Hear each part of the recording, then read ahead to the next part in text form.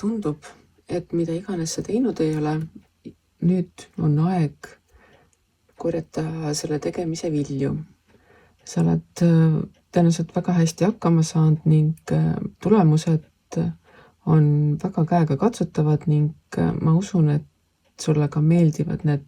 tulemused, mis sa saavutanud oled. Ja samas on ka see, et kui sa saad mingisugused tulemused kätte, nii-öelda korjad viljad ära, siis sa pead teadma, mida sa nendega ka edasi teed. Kas sa lased need lihtsalt mädanema minna või sa paned need nii-öelda tuleviku heaks uuesti tööle. Alati on vajalik koguda mingisugust nii-öelda tagavara, mille abil sa saad edaspidi kas kergema vaevaga või veel rohkem luua seda, mida sa endale soovid. Nii nagu kevadel külvates vilja ja sügisel seda üles võttes, siis alati on see, et mingi osa sa sööd ära ja mingi osa sa pead jätma alles, et kevadel uuesti maha panna, et taas järgmisel aastal sügisel võtta oleks ja niimoodi mitte nälga jääda. Ka sinu enda ükskõik mis tööviljad käitu samamoodi, et kõik ei ole vaja kohe nii-öelda ära kasutada, ära kulutada, ära lõpetada või mida iganes, vaid ikka mingi osa peab arvestama selleks, et oleks ka seemneks või oleks nii-öelda tulevase kasu ja kasvu tagatiseks. Ning samuti on see, et kõik viljad ei ole mõeldud ühtemoodi kasutamiseks, vaid mõned saad võib-olla hoopis jagada nii-öelda teistega. Mõned teadmised, mida sa oled kogenud, on mõistlik hoopis õpetada edasi teistele, et teised saaksid samamoodi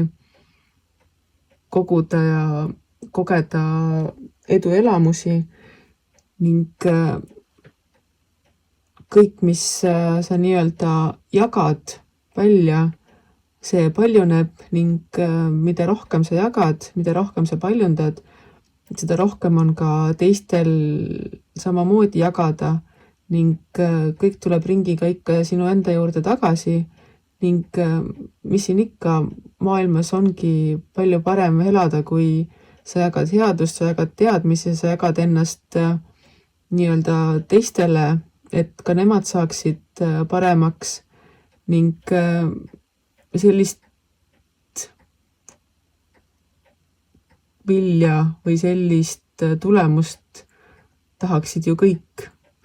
Nii et vaata, mida sa oled saavutanud, vaata, kuidas sa saad seda hoiustada, vaata, kuidas sa saad seda jagada ning vaata, kuidas sa saad üha paremini ja üha kergemini oma töötulemusi ka tulevikus saavutada. Nii et ära hoia endale, jaga, naudi oma saavutusi ning pane sama